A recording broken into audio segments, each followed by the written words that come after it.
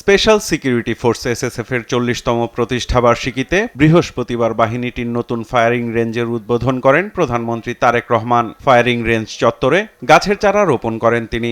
বাহিনীটির ব্যবহৃত বিভিন্ন অস্ত্রের সক্ষমতাও যাচাই করেন প্রধানমন্ত্রী তারেক রহমান। পরে এসএসএফ এর দরবারে অংশ নেন সরকার প্রধান। রীতি অনুযায়ী প্রতিষ্ঠাবার্ষিকীর কেক কাটেন। এ সময় এসএসএফ এর পক্ষ থেকে প্রধানমন্ত্রীর হাতে তুলে দেয়া হয় সম্মাননা স্মারক। দরবারে দেয়া ভাষণে প্রতিষ্ঠা লগ্ন থেকে বিশেষায়িত নিরাপত্তা বাহিনীটির সঙ্গে যারা যুক্ত ছিলেন এবং বর্তমানে যারা যুক্ত আছেন সবাইকে শুভেচ্ছা জানান প্রধানমন্ত্রী। প্রতিষ্ঠা বার্ষিকীর শুভেচ্ছা জানাই। প্রয়াত প্রধানমন্ত্রী দেশনেত্রী খালেদা জিয়া সরকার প্রধান থাকাকালে ও শেষ জীবনে চিকিৎসা থেকে শুরু করে জানাজায় দায়িত্ব পালন করা এসএসএফ সদস্যদের প্রতি জিয়া পরিবারের পক্ষ থেকে ধন্যবাদ জানান তিনি। আমার পরিবারের পক্ষ থেকে তার জন্য আবারও আন্তরিকভাবে ধন্যবাদ জানাই। নিরাপত্তার ঘেরাটোপে যেন জনগণ থেকে সরকার প্রধানকে বিচ্যুত হতে না হয় সেদিকে খেয়াল রাখতে এসএসএফ সদস্যদের তাগিদ দেন প্রধানমন্ত্রী।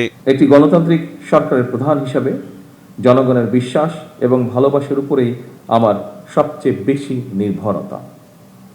সুতরাং নিরাপত্তার ঘেরাটোপে যাতে সরকার প্রধানকে জনগণ থেকে দূরে ঠেলে না দেওয়া হয়, এই সফিস্টিকেটেড বাহিনীর হিসাবে সেদিকেও বিশেষভাবে লক্ষ্য রাখার জন্য আমি আপনাদের প্রতি বিশেষভাবে আহ্বান জানাই। পরিবর্তিত বিশ্ব ব্যবস্থায় নিরাপত্তা বাহিনীকে যুগোপযোগী করে গড়ে তোলা জরুরি বলেও মন্তব্য করেন সরকার প্রধান। সমন্বয় যত বেশি দক্ষতার সঙ্গে করা যায়, নিরাপত্তা ব্যবস্থাও তত বেশি সুচারুরূপে সম্পন্ন করা সম্ভব হয়।